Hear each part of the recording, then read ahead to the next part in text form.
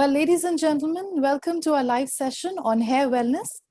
I'm Deepti Diwan, your host for today, and today we shall be talking about hair care in winter. Our hair is our crowning glory. It symbolizes our personality and tells people so much about us. Having strong and healthy hair can indeed boost our confidence. So it's important to protect our hair and keep it looking gorgeous every single day in all seasons. This winter, let's care about our hair from the roots to the ends.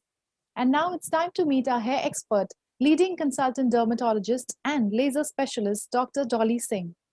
Dr. Dolly Singh is MBBS MD Skin and DVL. She has a fellowship in aesthetics and lasers. Dr. Singh is a vitiligo and psoriasis specialist. She has completed her master's from the prestigious Jawaharlal Nehru Medical College in Belgaum, and further, she did her fellowship under the stalwart in lasers and aesthetics in Madurai. Later, she also worked with internationally renowned cosmetic dermatologists in Chennai. At present, Dr. Singh is the chief dermatologist at Dermacure Clinic in Dhanbad. So welcome, doctor. Hello Thank you so much for joining us, doctor. हमारे viewers आज बहुत उत्सुक हैं and they are really looking forward. Doctor, आज हम बात करेंगे hair के बारे में. So one of the most common conditions that people face during winter is that of dandruff. So doctor, can you please tell us what exactly is dandruff? See, basically, dandruff is only scaling of the skin. What is dandruff is like the loose skin, the corneocytes, the cells of the scalp. Like basically, it flakes off and present as a dandruff, which commonly seen by the people.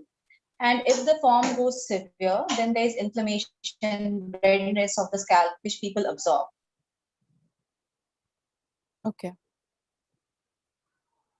Thank you, doctor. And doctor, people who suffer from dandruff, they are really scared of the Yes. winter season. So is there any connection between dandruff and winter? It is connected because what happens in winter, your scalp becomes more dry. So dryness in the winter causes more of a flaking, which shows off more. That is basically bad social image, lack of confidence, which people get due to dandruff. In winter, main thing is the dryness of the season, which causes more of a dandruff. Okay. And doctor, what is the difference between dandruff and seborrheic dermatitis? See, there are major studies which has been done, but we cannot say that those two conditions are completely different conditions. Those are actually interlinked conditions. Dandruff is basically a milder form of seborrheic dermatitis. In dandruff, what we see is just the dryness and little flaking, which shows off to the people. But seborrheic dermatitis, it is more severe form. In that, you will see the redness, inflammation, and it extends beyond the scalp as dandruff, which stays only related to the scalp. But in seborrheic dermatitis, other areas of the body would be involved. And those areas would be mainly which are rich in sebaceous gland in our body. Those are like flexors of our body, the scalp, in the face, where you'll see inflammation. Okay, in dandruff, it would be only restricted to the scalp and redness won't be there. Seborrheic dermatitis is more severe form, more extended form of that. And obviously, basically seborrheic dermatitis, even there are microorganisms connected to it. In dandruff, it could be just the flaking of the scalp which is seen. Okay. And doctor, what about itching? Do dandruff and seborrheic dermatitis, in both conditions, the patient can face itching, or is it only in one? Yeah.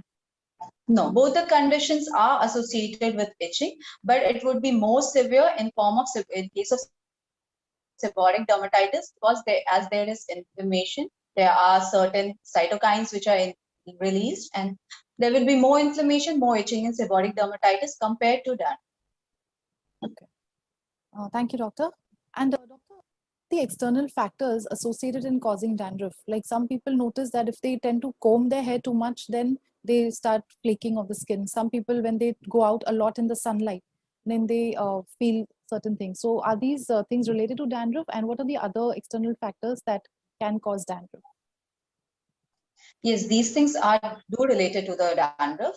Basically, any wear and tear which you're causing to your scalp, any irritation which you're causing is going to increase the dandruff. The conditions like mostly any cosmetic products, if overuse of cosmetic products are there, if you're exposing yourself to a lot of dust and humid conditions, if you're combing constantly your hair, then because irritation causes increase in the secretions and that causes more of a dandruff. So it is related. External factors. Okay. And any other external factors, doctor? Like, does using gels also increase the chances of getting? As I told you, cosmetic products, if you use a lot of cosmetic products, any form of gels, any form of hairspray, all these will cause more of dandruff to you. All the hair products which you'll be using. Okay. And constantly even oiling your scalp, which people think that if you oil your scalp, it is better. But in case of a dandruff or seborrheic dermatitis, it is best to be avoided rather than overdoing it. Okay. Thank you, doctor. And doctor, please tell us about the etiology of dandruff. See, dandruff, basically it is microorganisms are there, fungus are there, which causes dandruff. Most common cause is Malassezia furfur. Apart from that, there is Propionibacterium acne, which causes dandruff. Okay. Basically, what happens in dandruff is that the organism is more at the scalp. The quantity of the organism is more, and that breaks your fatty acids and lipids, which is there secreted by the glands from the sebaceous gland which you have. Okay, those lipids and fatty acids, those break, then the fungus growth is even more than the what is normal in the condition, and that causes basically what happens. There are enzymes which adhere your corneocytes and cells in the scalp, the normal cells in the scalp. Those enzymes are broken by these, and there's alteration in the whole cycle or normal cycle of the skin, and that causes more of flaking. So the most common basically organism is Malassezia furfur, which causes dandruff. Other organism has been related. Those are Propionibacterium acne, which is even one of the etiological factors of the dandruff. So, doctor, on all human scalps, these microorganisms are present? It is present. It is normally present in most all the human scalp. Okay, it is just in that these conditions, the number of organisms is increased in the area which is involved. Okay. Thank you, doctor. And doctor, a lot of people who suffer from dandruff, they often complain of hair loss. So is there a connection between the two? Mostly dandruff doesn't cause a hair loss. What happens basically when you have dandruff, people have this habit of rubbing it off, taking it off. That is basically irritating the area. You're damaging your hair follicle because of that irritation. People think if we comb a lot that the flakes will come off and the area would be clean. They increase the shampooing habit of theirs. They'll put a lot of oil. It is not, it doesn't cause a major hair loss. It is just external things which you add on to it that leads to basically damage of the hair follicle and causes a hair fall to you. What is the approximate number of hair that is okay to lose, that is considered normal, and when should a person be alarmed? See, normally 50 to 100 hair in a day is normal. It is not a hair fall. We say you have a hair fall when you actually see if you're lying down, you get up, there are hair on your pillows. If you wash, there's a lot of hair coming off during your hair wash. That is called a hair fall. Otherwise, just losing few strands of hair is not a hair loss. Basically, 50 to 100 is the normal thing which happens to everyone. Thank you, doctor. And now that we have discussed dandruff in detail and what are the causes, etc., could you kindly throw some light upon the treatment options for dandruff? Dandruff, see, if you have very mild form, it's only flaking without any redness involved. If it is not like extended to seborrheic dermatitis, which we call, if it is only dandruff related to the scalp, then there are a lot of antifungal shampoos which are available, which contains basically ketoconazole, and some contains even salicylic acid to reduce the flaking of your scalp. Washing with those things will help in case of mild dandruff. But if you have, say, seborrheic dermatitis, there's a lot of inflammation and redness which you see, then only applying these agents, antifungal, will not help much. With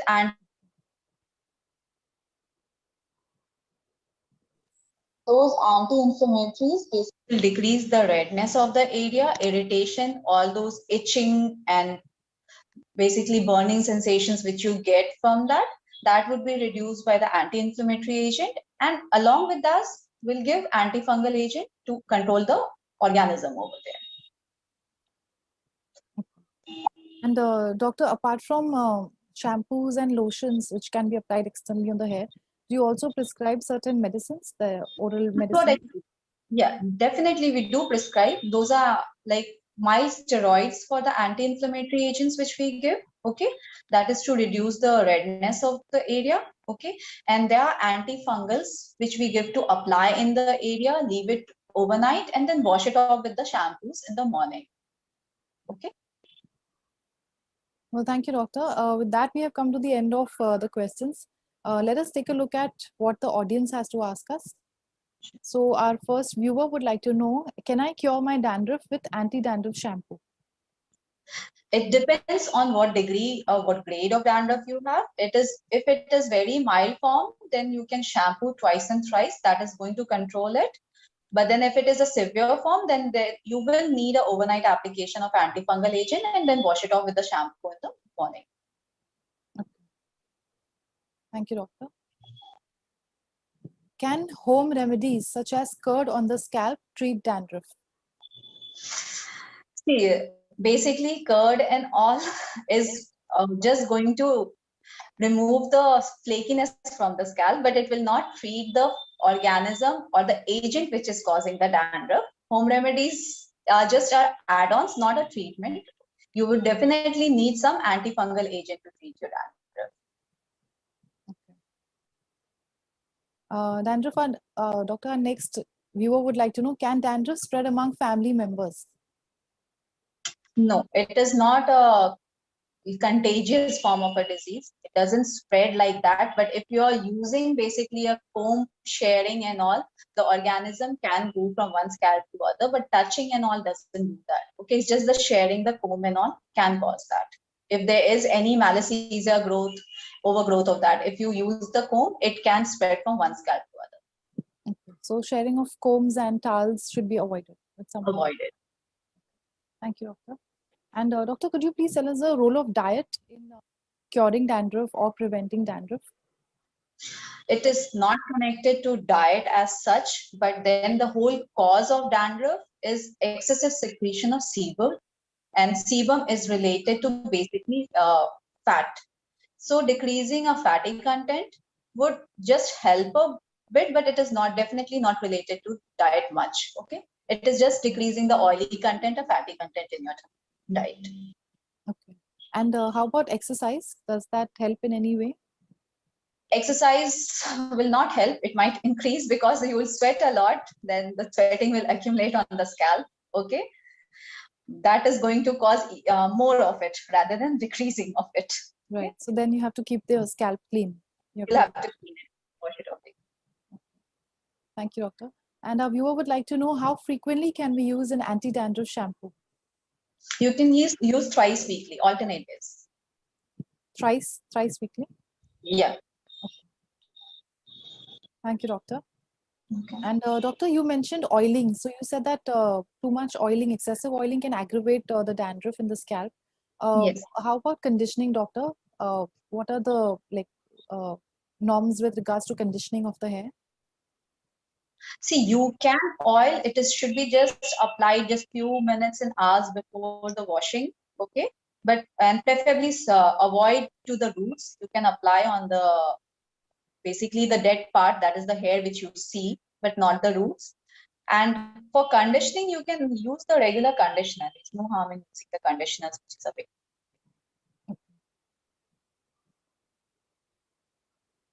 Thank you, doctor. Should we wash our hair every day if we have dandruff? You don't need to, but then there's a myth that washing of hair every day causes hair fall. It doesn't happen like that. Okay, if person wants to, they can, but then otherwise twice weekly is enough for a dandruff if you want to wash your hair. Okay. Thank you, doctor. And our next viewer would like to know how to differentiate between dandruff and scalp infection. See, in case of dandruff, there will be only mild white flakes will you see, which you're gonna see. If there is, say, seborrheic dermatitis, then if you remove those scales, you can see that there are redness below those scales. You can see that red, and that will cause a lot of irritation. And sometimes you can even see small pus form lesions on your scalp, like small pustules or a small like mosquito bite kind of a thing, small red color lesions on your scalp. Those are infected conditions. In dandruff, there will be only mild scale and nothing other than that. If it is infected, then there will be pustules, papules would be there, there will be redness, okay? And sometimes those pustules are even painful. Thank you, doctor. Our next viewer would like to know how to prevent a dry scalp. Preventing a dry scalp is basically you have to keep hair healthy, okay? So not exposing to too much of dust, lot of sunlight, okay? Not exposing to basically lot of cosmeceuticals which you use on your scalp. You have to avoid doing all that, okay? Just shampooing your hair on a regular basis without rubbing a lot is enough to take care of your scalp. Thank you, doctor. And our next viewer would like to know, can hair dyeing lead to dandruff? Hair dye. Hair dyeing, yes. Hair coloring.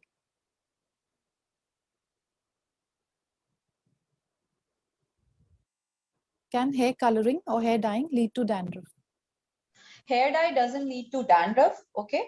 Hair dye causes irritation to the scalp. So if you have a dandruff and you apply hair dye, okay, then it basically increases your inflammation and irritation, which is already there in dandruff. Our next viewer would like to know, can babies get dandruff? In fact, most of the babies would be born with dandruff.